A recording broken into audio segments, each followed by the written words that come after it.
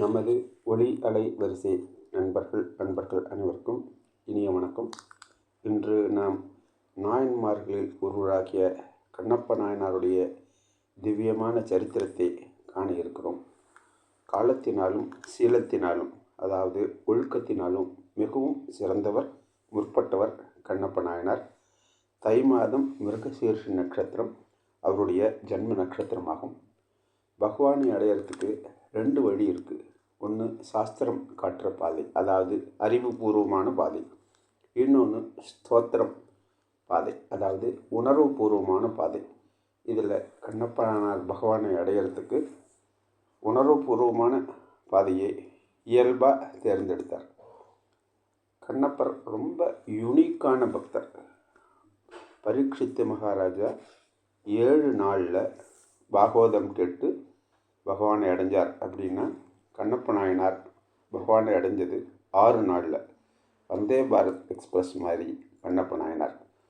நம்மெல்லாம் கோயிலுக்கு போனோம்னா சுவாமிகிட்ட இது வேணும் அது வேணும்னு கேட்டு ஏதாவது ஒரு கோரிக்கையோட ஒரு பெரிய லிஸ்ட்டோடையே போகிறோம். அதை நான் தப்புன்னு சொல்லலை. நம்முடைய நிலைமை அப்படி இருக்கிறதுனால நம்ம கேட்குறோம். அது நமக்கு கேட்குறதுக்கான உரிமையும் அதை கொடுக்கறதுக்கான அன்பும் கடமையும் கிருபையும் பகவான்கிட்ட இருக்குது. அதனால் அவர்கிட்ட போய் கேட்குறோம். அவர்கிட்ட மட்டுமே கேட்குறதுன்னு வச்சுட்டாலே நம்முடைய பிரச்சனைகள் கரெக்டாக சால்வ் ஆகும். அப்போ மற்ற பக்தர்களுக்கும் கண்ணப்ப நாயனாருக்கும் என்ன வித்தியாசம் அப்படின்னா, நம்மெல்லாம் கேட்கறதுக்காக போனால் அவர் சுவாமிக்கு கொடுக்கறதுக்காக போனவர்.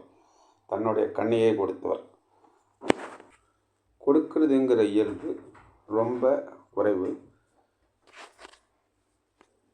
அது ரொம்ப அபூர்வமாக தான் இருக்கும். ஔவையார் என்ன சொல்கிறான்னா, அர்த்த சபை 101, 1001 புலவர், வார்த்தை 10,000 பூத்தமலர் தண்டாமரை திருவே தாதா கோடிக்கொருவர் உண்டாயின் உண்டென்றரு அப்படின்னு ஒரு தனி பாடல் பாடியிருக்கா. அவள் ஒரு ராஜா கிட்ட பாடல் பாடுறதுக்காக போன அந்த ராஜா ஒரு போட்டி வச்சான். நீ பாடுற பாட்டுனால நாங்கள் மேலே தொங்க விட்டுருக்கிற அந்த பொற்கிழின்னு சொல்கிற பொற்காசு உள்ள பை அருந்து கீழே விழுந்துருந்ததுன்னா நீ அதை எடுத்துக்கோன்னு சொன்னால், ஆக்சுவலாக ஔவையாருக்கு பண தேவையில்லை. அவங்களோட தேவை ரொம்ப குறைச்சல். அவங்க உதவி பண்ண போனது கஷ்டப்படுற இன்னொரு புலவருக்காக. அந்த புலவர் ஹெல்ப் பண்ணுறதுக்காக போய் 4 பாட்டு பாடினா அதில் ஒரு பாட்டு தான் இந்த பாட்டு. இந்த பாட்டு பாடினதும் அந்த பொற்கிழி தானே அருந்து விழுந்ததுன்னும் அந்த பணத்தை அந்த ஏழை புலவருக்கு கொடுத்தான்னு கதை. அர்த்த சபை 101 அப்படின்னா சபையில் உட்கார்றதுக்கான தகுதி 100 தான் கிடைக்கும். 1001 புலவர்னு பேர் வாங்கிறது 1001 தான் முடியும். வார்த்தை 10,000 அந்த புலவர்கள்லேயும் 10,000 பேரில் ஒருத்தருக்கு தான் நல்ல பேசுகின்ற திறமை இருக்கும். தாதா கோடிக்கொருவர் அப்படின்னா கொடைத்தன்மை இருக்கிறது, வள்ளலாக இருக்கிறது கோடிக்கு ஒருத்தர் அப்படிங்கிறது உண்மையான.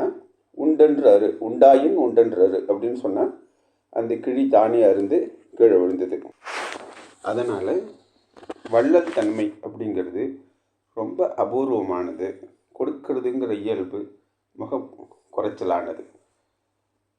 கண்ணப்ப நாயனாரோட அன்பை பற்றி, பக்தியை பற்றி பாடாதவங்களே கிடையாது.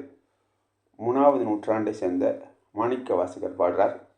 கண்ணப்பன் ஒப்பதோர் அன்பின்மை கண்டபின் என்னப்பன் என்னையும் ஆட்கொண்டு அருளி வண்ணப் பணித்தென்னை வாவென்ற வான்கருணை சுண்ண பொன்னீற்றிற்கே சென்றூதாய் கோத்தும்பி அப்படின்னு கண்ணப்ப நாயனாரும் மாதிரியும் ஒருத்தர் கிடையாது, என்ன மாதிரியும் ஒருத்தர் கிடையாது அப்படின்னு சொல்கிறார் மாணிக்க வாசகர். கண்ணப்பன் மாதிரி அன்புள்ளவனும் கிடையாது, என்ன மாதிரி அன்பே இல்லாதவனும் கிடையாது. என்னையும் நீ ஒரு பொருட்டாக மதித்து என்னை நீ ஆட்கொண்டியே அப்படின்னு சிவனை நோக்கி மாணிக்க வாசகர் பாடுறார்.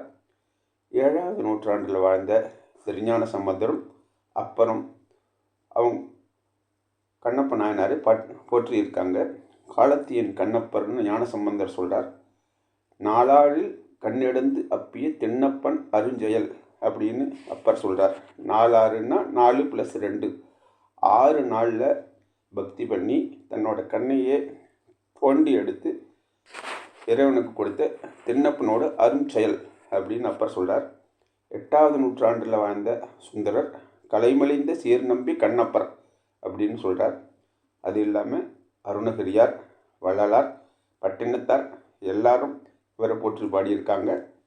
பட்டினத்தார் சொல்கிறார், அவர் ஒரு பெரிய கோடீஸ்வரர். ஒரு செகண்டில் தன்னுடைய செல்வம் எல்லாம் வேண்டான்னு உதறிட்டு போனவர்.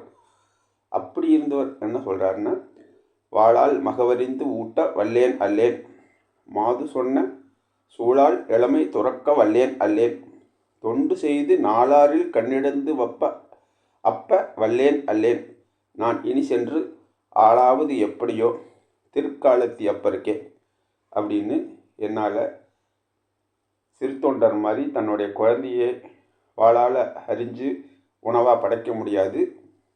தன்னோட மனைவி சொன்னா அப்படிங்கிறதுக்காக அவளை தொடாமல் இருந்து திருநீலகண்டர் மாதிரி என்னால் இருக்க முடியாது. கண்ணப்ப நாயனார் மாதிரி என்னோட கண்ணை உனக்கு சமர்ப்பணம் பண்ண முடியாது. நான் எப்படி போய் இனிமேல் காலத்தியப்பருக்கு அடிமையாக போகிறேன், எப்படி காலத்தியப்பரை நான் வணங்க போகிறேன், எப்படி காலத்தியப்பருக்கு நான் அவரை சந்தோஷப்படுத்த போகிறேன் அப்படின்னு பாடுறாரு. இது எல்லாத்துக்கும் சீக்கிரமாக 2300 வருஷத்துக்கு முன்னால் இருந்த பகவானோட அவதாரமான ஆதிசங்கரர் கண்ணப்ப நாயனாரை சிவானந்த லஹரி ஸ்தோத்திரம் 66 போற்றி கொண்டாடுகிறார். வடமொழி இலக்கியங்களில் கண்ணப்ப நாயனாரை பற்றின ரெஃபரன்ஸ் அதிகம் இல்லை. ஆனால் ஆதிசங்கரருக்கு மேலே ஒரு பெரிய புலவரோ அல்லது சமஸ்கிருதத்தில் பாண்டித்யம் இருந்தவரோ யாரும் கிடையாது. ஒரு புலவர்களுடைய தலைவனை ஒருத்தர் ஜெயிச்சுட்டா அந்த புலவனுக்கு கீழே இருந்த மற்ற புலவங்களே ஜெயிச்சதா மாதிரி தானே அர்த்தம். அதே மாதிரி எப்போ ஆதிசங்கரர் கண்ணப்ப நாயனார் பற்றி வசதியாக பாடியிருக்காரோ அப்போவே அவரை மற்றவங்களும் புகழ்ந்ததாக தான் நம்ம எடுத்துக்கணும். சிவானந்த லஹரி ஸ்தோத்திரம் 63 என்ன சொல்கிறாருன்னா, மர்காவர்த்தித பாதுகா பசுபதே ரங்கஸ்ய கூர்ச்சாயதே கண்டூஷாம்பு நிஷேஷனம் புரரிபோ திவ்யாபிஷேகாயதே கிஞ்சித் பக்ஷித மாம்சசேஷ கபலம் நவ்யோபஹாராயதே கரோதி அஹோ வனச்சரோ பக்தாவதம்சாயதே அப்படின்னு பாடுறார். மார்காவஸ்தித பாதுகா பசுபதே ரங்கஸ்ய கூர்ச்சாயதே அப்படின்னா வழியில் நடந்து நடந்து தேஞ்சு போன கண்ணப்பனோட பாதரட்சை, அதாவது செருப்பு, பசுபதியாகிய உனக்கு சிரசில் வைக்கிற கூர்ச்சம் மாறுது.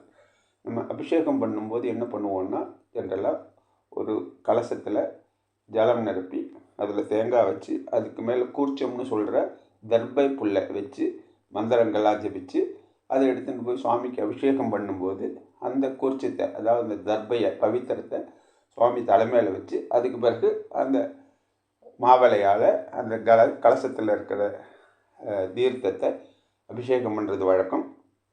அந்த மாதிரி கண்ணப்பனோட செருப்பு அவரோட தலையில் வைக்கிற கூர்ச்சமாயிடுது அப்படின்னு சொல்கிறார். வாயிலிருந்து அவர் உமிழ்ந்த எச்சில் நீர் உனக்கு அபிஷேக தீர்த்தம் ஆயிடுது அப்படின்னு சொல்கிறார். அவர் சாப்பிட்டு சரி பார்த்து கொடுத்த மாம்ச கவலம் அவருக்கு சிறந்த நைவேத்தியம் ஆயிடுது அப்படின்னு சொல்கிறார். வேடனும் காற்றில் அலைஞ்சி தெரிகிற வேடனும் மிகச்சிறந்த அடியவனாகிறான், பக்தனாகிறான் அப்படின்னு சொல்கிறார். ஆச்சரியம். பக்தி என்னதான் செய்யாது, பக்தி ந கிம் கரோதி அப்படின்னா பக்தி என்னதான் செய்யாது, எல்லாம் செய்யும் அப்படின்னு அர்த்தம். அன்பு அதிகமாகிடுச்சுன்னா எச்சரிக்கை தெரியாது. தம்பதிகளுக்குள்ளேயோ அல்லது தாத்தா பாட்டி அப்பா அம்மா ஆகியோருக்கு குழந்தையின் வாயிலிருந்து வரும் எச்சிலோ இனிக்கும். அது எச்சில்னே தோணாது. புண்ணிய கங்கை நீரில் புனிதமாம் திருவாய் நீரில் அப்படிங்கிறாரு தெய்வ சேக்கிடார். நம்ம உடம்புலேயே ரொம்ப முக்கியமான உறுப்பு கண்ணு தான். சர்வேந்திரியாணி நயனம் பிரதானம், கண்ணிலே சிறந்த உறுப்பில்லை அப்படின்னு நான்மணிக்கடிகை சொல்கிறது. என்சான் உடம்புக்கு சரசே பிரதானம் அப்படிங்கிறது கூட தலையில் கண் இருக்கிறதுனால தான். நம்ம உபநயனம்னு சொல்கிற பிரம்மோபதேசம் அல்லது பூணூல் புதுசாக போடும்போது அதுக்கு உபநயனம்னு பேர் ஏன் வந்தது அப்படின்னா, நயனம்னா கண், உபன்னா சமீப அப்படின்னு அர்த்தம், கிட்டத்தில் அப்படின்னு அர்த்தம். உபன்னா சமீபத்தில் அல்லது கிட்டக்கன்னு அர்த்தம். நம்ம குருவுக்கு கிட்ட அழைச்சின்னு போகிறதுக்கான முதல் படி பிரம்மோபதேசம் அல்லது பூணல் கல்யாணம் அப்படின்னு சொல்கிறதுனால அதை நம்ம உபநயனம் அப்படின்னு சொல்கிறோம். நம்ம ஒரு இடத்துக்கு அழைச்சின்னு போகிறது நம்மளோட கால் இல்லை, நம்மளோட கண்ணு தான். நம்ம கண்ணு பார்த்து கரெக்டாக டைரக்ட் பண்ணால் தான் அந்த இடத்துக்கு நம்ம கால் போகிறது. இல்லைன்னா ஒரு குச்சியோ அல்லது வேறு யாராவது ஒருத்தரோட துணையோ நமக்கு தேவைப்படுறது. அதனால் உப அப்படின்னா சமீபம் அப்படிங்கிறதுக்காக சொல்ல வந்தேன். அன்புக்கு பாத்திரமானவங்களை எல்லாம் நம்ம கண்ணேன்னு தான் கூப்பிடுறோம், காதே மூக்குன்னு யாரையும் சொல்கிறதில்ல. பகவானோட பேரெல்லாம் பார்த்தா கூட புண்டரீகாக்ஷன், கமலக்கண்ணன், விரூபாக்ஷன், கண்ணபிரான் அப்படின்னு வருது. அக்ஷம்னா கண்ணு. மீனாட்சி, காமாட்சி, விசாலாட்சி, நீலாயதாட்சி, பங்கஜாட்சி, பத்மாட்சி, வனஜாட்சி அப்படின்னு பெண் தெய்வங்களோட பேர்கள்லாம் கூட அக்ஷி அக்ஷி அப்படின்னு முடிகிறது. மனுஷங்களில் ராஜாக்கண்ணு, சாமிக்கண்ணு, ஐயாக்கண்ணு, துரக்கண்ணு, நல்லக்கண்ணு, கண்ணாயிரம், கண்ணுசாமி அப்படின்னு பலவிதமாக பேர் வைக்கிறோம். மற்ற ராஜா மூக்கு, சாமி காது, ஐயா கால் அப்படின்னு பேர் வைக்கிறதில்ல. அதே மாதிரி தன்னோட கண்ணை எடுத்து யாரால் கொடுக்க முடியும் அப்படின்னா அது கண்ணப்ப நாயனாரால் முடியும். கண்ணப்ப நாயனாரால் மட்டும்தான் முடியும். கண்ணப்ப நாயனார் யார் அப்படின்னு கேட்டால், முதல் ஜென்மத்தில் அர்ஜுனனுக்கும் கௌரவர்களுக்கும் பாண்டவர்களுக்கும் சண்டை நடந்தபோது துரியோதனனை ஜெயிக்கிறதுக்கு நீ பாசுபதாஸ்திரம் உனக்கு தேவை, பிரம்மாஸ்திரம் நாராயணாஸ்திரம் மாதிரி சிவன்கிட்டேருந்து கிடைக்கிற மிக உயர்ந்த அஸ்திரம் பாசுபதாஸ்திரம் அப்படின்னு பேர். சஸ்திரம் அப்படின்னா ஆயுதங்கள் அப்படின்னு பேர். வாள், ஈட்டி, கேடயம் இது மாதிரி அதை வச்சுன்னு சண்டை போடுறதுக்கு பேர் சஸ்திரம்னு பேர். அஸ்திரம் அப்படின்னா மந்திரங்களை உபயோகப்படுத்தி பிரயோகப்படுத்துகிற அல்லது பயன்படுத்துகிற ஆயுதங்கள். அதனால் அந்த பாசுபதாஸ்திரத்தை வாங்கிறதுக்காக அர்ஜுனன் கிருஷ்ணனோட அட்வைஸ் பேரில் காட்டுக்கு போகிறான். காட்டுக்கு போய் கடுமையாக தவம் பண்ணுறான் பாசுபதாஸ்திரத்தை வேண்டி சிவபெருமான்கிட்ட. அப்போது துரியோதனன் அர்ஜுனனை அழிக்கிறதுக்காக மூகாசுரன் அப்படின்னு ஒரு அசுரன் அனுப்புகிறான். அந்த அசுரன் பன்றி வடிவத்தில் அர்ஜுனன் மேலே பாயறதுக்காக வரான். அர்ஜுனனை காப்பாற்றுறதுக்காக சிவபெருமானும் பார்வதி தேவியோடையும் 4 வேதங்களே 4 நாய்களாகவும் வர வேடன் வடிவத்தில் 2 பேரும் ஒரே நேரத்தில் மூகாசுரன்கிற அந்த பன்றி மேலே அம்பு எய்கிறாங்க. அப்புறம் அதனால் சண்டை வருது. என்னோட அம்புனால தான் செத்து போயிட்டான் மூகாசுரன் அப்படின்னு அர்ஜுனன் சொல்கிறான். நான் என்னோடய சாப்பாட்டுக்காக வேட்டையாட வந்த பன்னி மேலே நீ எதுக்காக அம்பு போட்ட அப்படின்னு சிவன் கேட்குறார். அதான் சிவன் வடிவத்தில் வந்த வேடன். 2 பேருக்கும் சண்டை வருது. கடைசியில் அந்த சண்டையில் சிவன் ஜெயிப்பார், அதாவது வேடன் ஜெயிப்பான், அர்ஜுனன் தோற்று போயிடுவான். அப்புறமா தன்னை ஜெயிச்சது பகவான் தான் அப்படின்னு தெரிஞ்சு அவர்கிட்ட சரண்டர் ஆவான். அவர் அவனுக்கு கிருபை பண்ணி உனக்கு என்ன வேணும்னு கேட்பார். அவன் தவம் பண்ணது அஸ்திரம் பாசுபதாஸ்திரம் வேணும் அப்படின்னு கேட்டு. ஆனால் சுவாமியை நேராக பார்த்துட்டும் என்ன சொல்லுவான், எனக்கு வேறு ஒன்றும் வேண்டாம், உன்னோட திருவடிகள் தான் வேணும், உன்னோட ஐக்கியமாகணும்னா எனக்கு முக்தி வேணும் அப்படின்னு கேட்பான். அப்போ சிவன் என்ன சொல்லுவார்னா, நீ உனக்கு முக்தி தரேன், ஆனால் இந்த ஜென்மத்தில் இல்லை, அடுத்த ஜென்மத்தில் உனக்கு நான் முக்தி தரேன்.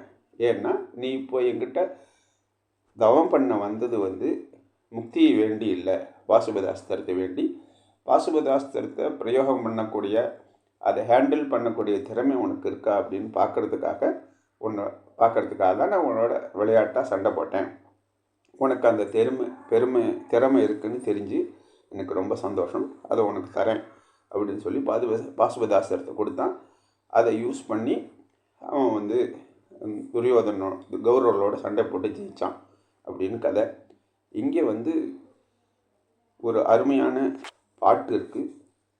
வில்லிபுத்தூரார் என்ன பாடுறாருன்னா, ஓரேனும் தனைத்தேட ஒளித்தருளும் இருபாதத்தூருவன் அந்த போரேனும் தனை தேடி கணங்களுடன் புறப்பட்டான். புனங்கள் எல்லாம் சீரியனல் விலகிரிக்கு தேவதையாம் குழவியையும் செங்கை ஏந்தி பாரியேனை உலகனைத்தும் பரிவுடனே ஈன்றாள் தன் பதி பெண் வந்தாள் அப்படின்னு பாடுறார். ஓர் ஏனம், ஏனம் அப்படின்னா பன்றி அப்படின்னு அர்த்தம்.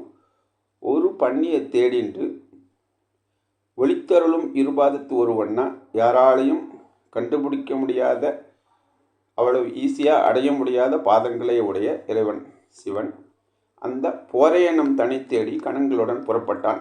சண்டைக்கு வந்த பன்னியை தேடிண்டு தன்னை ஒரு பன்னி தேடிண்டு வந்த, அதாவது மகாவிஷ்ணுவும் பிரம்மாவும் சிவனை ஜோதி வடிவில் இருக்கும்போது தேட ஆரம்பித்த போது மகாவிஷ்ணு பன்றி வடிவத்தில் பூமியில் தேடிட்டு போனதாகவும், பிரம்மா வந்து அன்னப்பறவை வடிவத்தில் தேடிட்டு போனதாகவும் வரலாறு.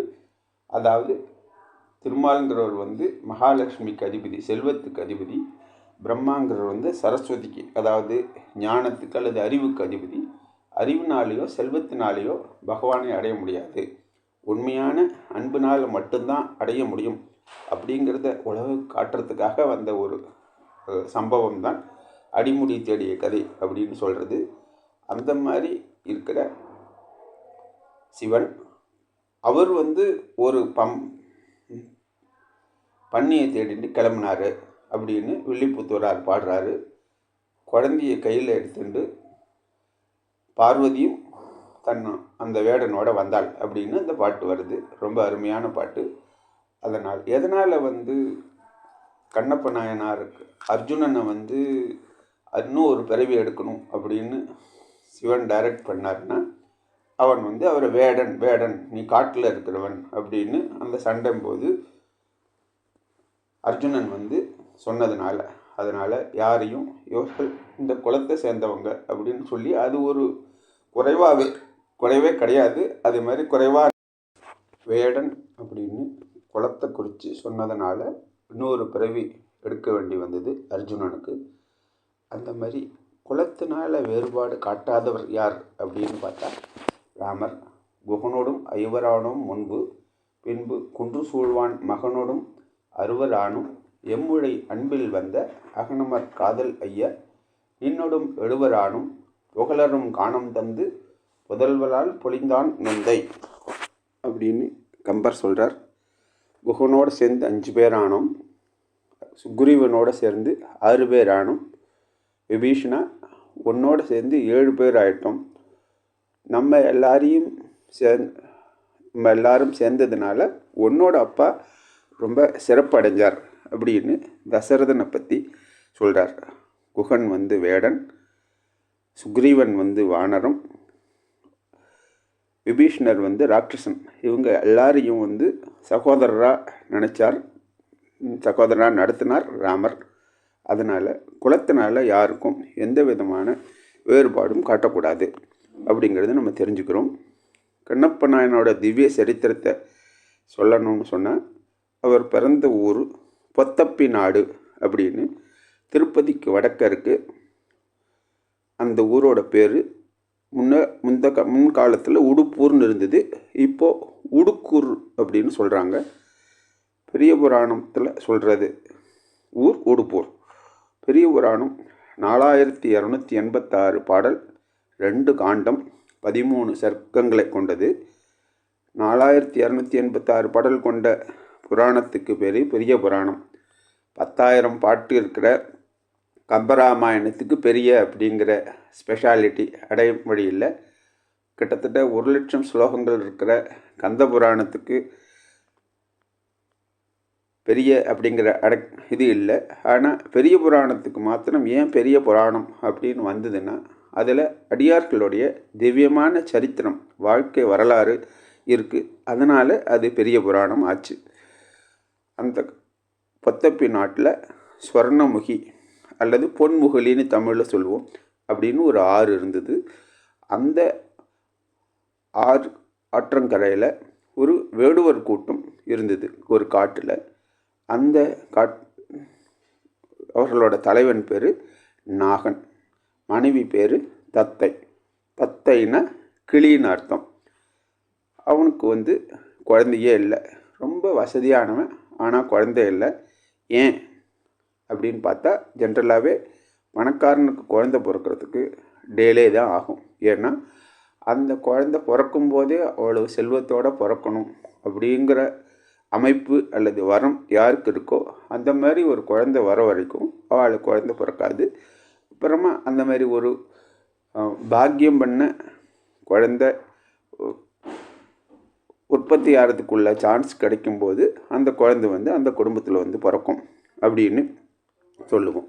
அந்த வேடர்களை பற்றி சேக்கிழார் சொல்லும்போது, அச்சமும் அருளும் என்றும் அறிகிறார் அப்படின்னு சொல்கிறார். பயம்னா என்னென்னே தெரியாது, அருள் அல்லது இரக்கம் அப்படின்னா என்னென்ன தெரியாது. அப்படிப்பட்டவங்க அந்த வேடர் குலத்தவங்க அப்படின்னு சொல்கிறார் சேக்கிழார். திருஞான சம்பந்தர் பிறந்தது பார்த்தா வலம்புரி சங்கிலிருந்து ஆணிமுத்து வந்த மாதிரி, அதாவது ரொம்ப உயர்ந்த குலத்தில் உயர்ந்தவராக தோன்றினார். ஆனால் நத்தையிலிருந்து முத்து வர மாதிரி பிறந்தவர் கண்ணப்பனாயினார். தாழ்ந்த குலத்தில் பிறந்து உயர்ந்த நிலையை அடைஞ்சவர். அவருக்கு அவர் பிறக்கும்போது நல்ல வெயிட்டாக திண்ணுன்னு இருந்ததுனால திண்ணன் அப்படின்னு பேர் வச்சாங்க. அவங்க காட்டில் இருக்கிற இந்த வேடர்கள் கூட்டத்துக்கு நாகன்தான் தலைவன். அவங்க வீட்டில் இருக்கிற வேலியெல்லாம் எதனால் ஆயிருக்கும் அப்படின்னு கேட்டால், தந்தத்தாலையும் மூங்கிலாலையும் ஆயிருக்குமா. யானையோட தந்தங்கள் எல்லாம் வரிசையாக அடுக்கி வச்சு அதனாலேயே வேலி கட்டியிருப்பாங்க. அவ்வளவு செல்வம், அவ்வளவு வீரம் உடையவர் அப்படின்னு சேக்கிழார் சொல்கிறார். திண்ணனுக்கு விளையாடுறதுக்கு ஜாமான்லாம் என்னன்னு பார்த்தா, புலிக்குட்டி, குட்டி யானை, இதெல்லாம் தான் நிஜ புலி, நிஜ யானை, இதெல்லாம் தான் விளையாடுறதுக்கான சாமானம். அப்படி அந்த குட்டி புலி இருக்கும்போது திண்ணன் 1.5 வயசு 2 வயசு குழந்தை என்ன பண்ணுன்னா, அந்த புலிக்குட்டி வாயை திறந்துருந்ததுன்னா அதை பொந்து அல்லது முழை அப்படின்னு நினச்சிட்டு அதுக்குள்ளே கையை நீட்டுமா. ஐயோ, புலிக்குட்டி வாயில் குழந்தை கையை நீட்டி குழந்தை வாய் கை கட்டாயிடுத்துனா என்ன பண்ணுறது அப்படின்னு சொல்லிட்டு அவள் அப்பா நாகன் சின்ன ஒரு செடி அதால் எடுத்து அதால் அடிப்பாரா. அதை பார்த்துட்டு திண்ணனோட கண்ணிலிருந்து கண்ணீர் வழியும். அந்த கண்ணீர் எந்த கண்ணிலிருந்து வழியும் அப்படின்னா, பிற்காலத்தில் சிவபெருமானருக்கே அர்ப்பணம் ஆக போகிற அல்லது சிவபெருமானோட கண்ணாக ஆகிற கண்ணிலிருந்து தண்ணி வழியும். அதை அவள் அம்மா முத்தம் கொடுத்து அந்த குழந்தையை சமாதானம் பண்ணுறா அப்படின்னு சேக்கிழார் சொல்கிறார். பொறுப்புலி பார்வை பேள் வாய் முழையென பொற்கையை நீட்ட பரிவுடை தந்தை கண்டு பைந்தழை கொண்டு ஓச்ச இருசுடர்க்கு உருக்கண் தீர்க்கும் எழில்வளர் கண்ணீர் மல்கி வருதுளி முத்தம் அத்தாய் வாய்முத்தம் கொள்ள மாற்றி அப்படின்னு சேக்கிழார் சொல்கிறார். இப்படி இருந்தவர் குழந்தையாக இருந்து வளர்ந்துட்டே வந்தார். விற்கலையில் அம்பு எய்றதில் ரொம்ப சூப்பரான ஆளாக ஆகிட்டார். ஏன்னா முதல் ஜென்மத்தில் அர்ஜுனர் இல்லையா, அதனால் 16 வயசில் அவருக்கு இளவரசு பட்டம் கட்டினாங்க. கட்டிட்டு கன்னி வேட்டைக்காக அவரோட கூட்டத்தோடு சேர்ந்து அவர் காட்டுக்கு கிளம்புனாங்க. ரொம்ப தூரம் ஒரு காட்டு பன்றியை துரத்திட்டு போனார் அப்படின்னு சேக்கிழார் புராணம் சொல்கிறது. கிட்டத்தட்ட 4-5 காதம் அப்படின்னா கிட்டத்தட்ட 40-50 மைல் அந்த ஒரு காட்டு பன்றியை வேட்டையாடுறதுன்னு முடிவு பண்ணிட்டு அந்த ஒரு பன்றியை பழையபடி அதே பன்றி எந்த பன்றியினால் முதல் ஜென்மத்தில் அர்ஜுனன் சிவனை பார்த்தாரோ அதே மாதிரி ஒரு பன்றி இந்த ஜென்மத்திலையும் வருது. இவரை மறுபடியும் சிவன்கிட்ட கொண்டு போய் சேர்க்கறதுக்காக அந்த காட்டு பன்றி வேட்டைக்கு நாணன் காடன் அப்படின்னு 2 நண்பர்கள் அவரோடு இருந்தாங்க. மற்றவங்கள்லாம் இந்த வேட்டையாடுற முயற்சியில் பிரிஞ்சு போயிட்டாங்க. இதில் நாணன்கிறது நல்வினை, காடன்கிறது தீவினை. நம்மளோட நல்வினையும் தீவினையும் நம்ம எப்போவும் தொடர்ந்து வரும் அப்படிங்கிறத காட்டுறதுக்காக அவங்க 2 பேர் மட்டும் இருந்தாங்க, மற்றவங்கெல்லாம் பிரிஞ்சு போயிட்டாங்க அப்படின்னு சேக்கிழார் சொல்கிறார். ஒரு துரத்தின்னு போனார். பன்றிங்கிறது ஆணவ மலத்தை குறிக்கிறது. அதை வெற்றிகரமாக வேட்டையாடி கொன்றார் திண்ணன். தாகம் எடுத்தது. உடனே என்ன பண்ணுறது அப்படின்னு கேட்டார்.